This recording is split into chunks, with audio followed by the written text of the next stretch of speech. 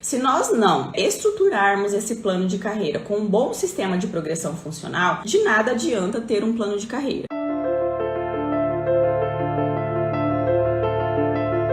Que esse plano de carreira do magistério tenha um sistema de progressão funcional claro e objetivo.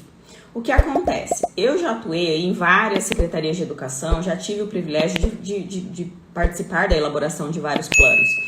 Mas se a gente, a partir do momento que vai revisar uma legislação ou vai criar um plano de carreira do zero, se nós não estruturarmos esse plano de carreira com um bom sistema de progressão funcional, de nada adianta ter um plano de carreira. Por que nós teríamos uma legislação contemplando direitos e deveres dos seus servidores, mas não tivéssemos ali um bom sistema de progressão funcional? Um sistema de progressão funcional, de evolução na carreira, claro e objetivo.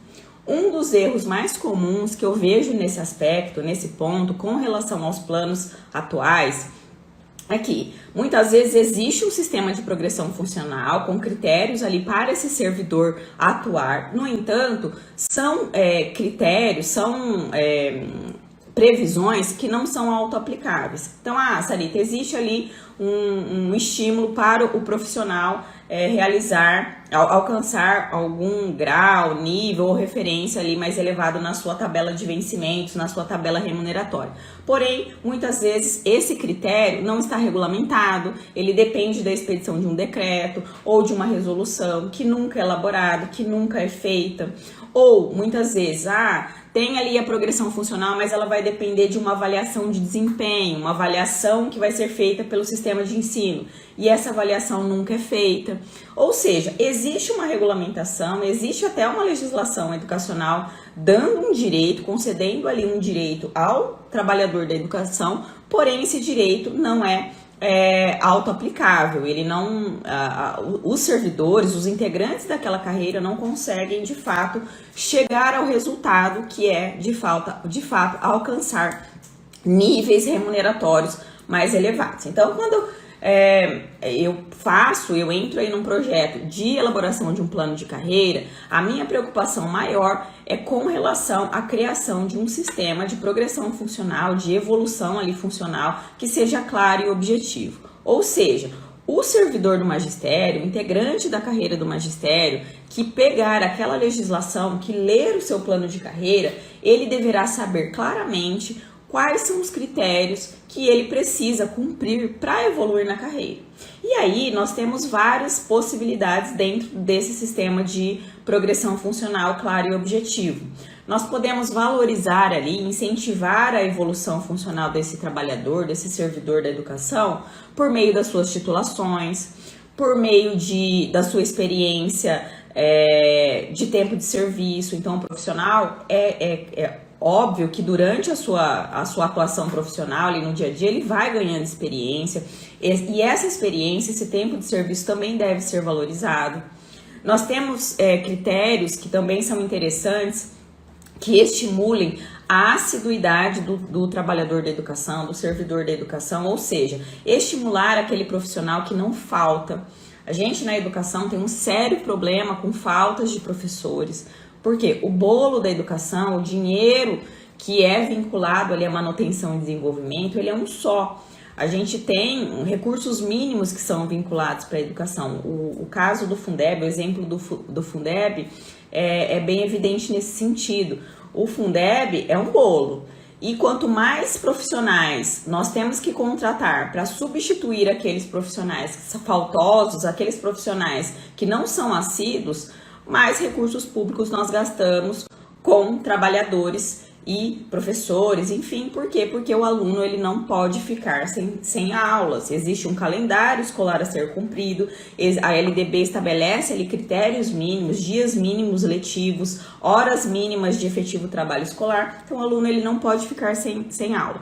Então, a partir do momento que a gente estimula o profissional a não faltar, a ser assíduo e remunera esse profissional de alguma forma dentro de um sistema de evolução funcional, é muito mais vantajoso para a administração, tanto do ponto de vista pedagógico, porque quando o professor ele falta, existe uma quebra ali do trabalho pedagógico, por mais que exista um planejamento para que os profissionais substituam os outros professores, a gente sabe que não é a mesma coisa de um professor titular da sala desenvolver todo o seu planejamento ao longo dos anos. Então, existe um ganho do ponto de vista pedagógico e existe também um ganho do ponto de vista remuneratório. Porque você está incentivando o próprio profissional que é efetivo naquele cargo a ganhar um estímulo financeiro ali na sua carreira, ao invés de ficar pagando professores substitutos o tempo todo, ok? Então, o critério de assiduidade também é um critério muito interessante e objetivo, que pode ser estabelecido ali de uma maneira clara e objetiva dentro do plano de carreira. A questão da dedicação exclusiva no cargo ou emprego docente. Existem aí estudos, incentivos para que o profissional do magistério, muito embora ele tenha o direito de acúmulo de cargos docentes, que ele, quando ele exerça apenas um cargo docente, que ele receba ali um estímulo, já que ele terá muito mais tempo dedicado ali ao seu emprego, à sua profissão. Então, esse também é um critério que pode ser utilizado ali dentro desse sistema de progressão funcional. E uma outra questão, outro critério que também é interessante, mas que precisa estar claro e objetivo, ou seja, regulamentado ali no plano de carreira, é a questão da avaliação de desempenho, tá? Vocês podem instituir dentro desse sistema de evolução funcional uma progressão ali remuneratória, de graus, referências, enfim, a partir de uma avaliação de desempenho, mas que essa avaliação de desempenho também seja regulamentada, seja clara e objetiva. Boa tarde, Dr. José Roberto, um beijo. Pessoal aqui da equipe Grabowski Advogados, prestigiando aqui a nossa live, muito obrigada pela participação.